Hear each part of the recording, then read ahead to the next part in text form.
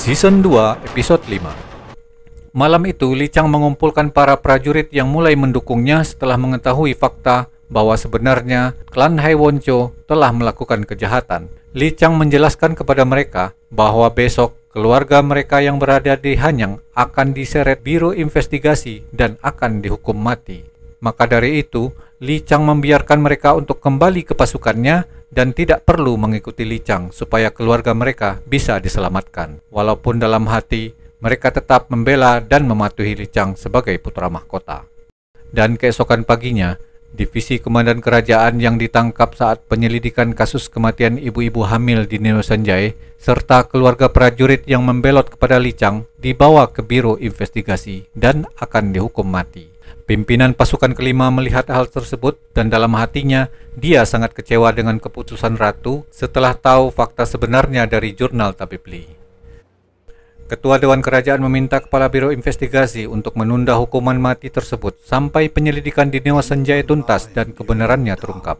Namun Kepala Biro Investigasi menolak karena ini adalah perintah Ratu yang berarti sama dengan perintah Raja. Dan ketika itu, pimpinan pasukan kelima menghadap dan menyampaikan berita bahwa Li Chang sedang menyusun penyerangan ke Hanyang. Sementara itu, Li Chang dan anggotanya sedang bersiap-siap masuk ke Hanyang dengan menyamar. Dan tak lama berselang, pasukan dari Hanyang datang menyergap sekolah tempat Li Chang dan pasukannya semalam. Mereka menghujani anak panah. Rupanya di dalam sudah kosong dan tidak ada siapapun di sana. Di sini, Kepala Biro Investigasi sadar kalau mereka telah dijebak agar keluar dari istana. Sementara itu, Li Chang dan beberapa orang pilihan akhirnya masuk ke istana Hanyang dengan menyamar dan mengambil alih benteng sehingga para prajurit yang telah berada di luar tidak bisa masuk ke dalam istana. Dengan sisa pasukan yang ada di istana, komandan pasukan bersiap untuk menghadang Li Chang dan pasukannya. Sementara itu, di lokasi eksekusi, divisi komandan kerajaan yang baru sedang membacakan perintah eksekusi dari Sang Ratu. Namun akhirnya dia tidak sanggup meneruskannya, karena jauh di lubuk hatinya, dia tidak tega menghukum orang-orang yang tidak bersalah, dan dia pun terduduk dan tak berdaya. Dan ketika itulah, Li Chang dan anggotanya datang, lalu membebaskan semua tawanan, termasuk mantan divisi komandan kerajaan yang akhirnya memihak kepada Li Chang. Menteri Keamanan masuk ke istana dan tiba-tiba menghunuskan pedang kepada komandan militer, lalu menangkap semua prajuritnya. Sementara Kepala Dayang melaporkan kedatangan Li Chang ke istana kepada Ratu Moon Il. Namun Ratu Moon Il sangat pede bahwa dia pasti akan bisa menghabisi Li Chang.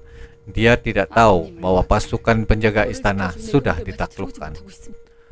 Para bangsawan dan pimpinan militer sebagian besar telah berpihak kembali kepada putra mahkota Li Chang setelah mengetahui kebenaran bahwa klan Hai Woncho telah melakukan kejahatan dengan menghidupkan kembali raja yang telah wafat. Mereka akhirnya sampai di gedung utama dan masuk menuju singgasana kerajaan. Dan di singgasana telah duduk Ratu Moon Il menggendong pangeran. Dan disinilah akhirnya divisi komandan kerajaan membeberkan fakta bahwa Ratu Moon Il telah memalsukan kehamilannya dan anak yang digendongnya bukanlah anaknya sendiri, melainkan anak dari para wanita hamil yang dibunuh di Neo Sanjay. Putra mahkota Li Chang dengan tegas menurunkan Moon Il dari singgasana. Namun Ratu Moon Il menolak.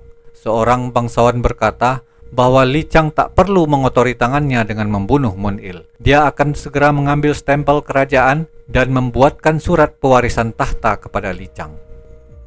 Di tempat lain, Kepala Dayang pergi menuju ruang tahanan dan tanpa diduga, rupanya Kepala Dayang akan menebar teror wabah di istana sesuai perintah Ratu. Dan benar saja, seketika Kepala Dayang itu digigit dan berubah menjadi zombie. Dalam waktu singkat, orang-orang yang ada di sana sudah berubah menjadi monster zombie. Namun untunglah zombie masih bisa selamat. Dan dengan bersusah payah, dia berlari menuju gedung utama tempat singgasana raja untuk menyampaikan bahwa wabah telah menyebar di pekarangan istana.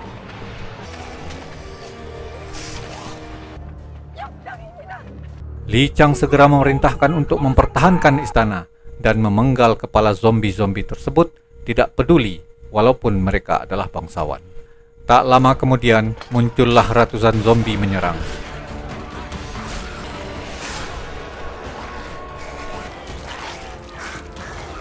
Ratu Munil terlihat sangat senang dengan kejadian tersebut, karena baginya, jika dia tidak bisa menguasai tahta kerajaan, maka tak ada siapapun yang boleh memilikinya.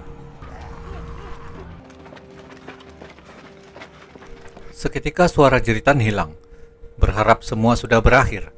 Namun tiba-tiba di luar gerbang muncul lebih banyak zombie yang menyerang. Terlihat Menteri Keamanan berusaha menahan gerbang dan menyuruh Li Chang untuk segera pergi. Akhirnya dia pun tewas. Li Chang dan pasukannya berlari ke pekarangan seberang istana dan berlindung di balik tembok. Mayat-mayat itu berkerumun di depan gerbang. Sementara itu, Son Bi semakin ketakutan dengan kemunculan mayat-mayat hidup di luar.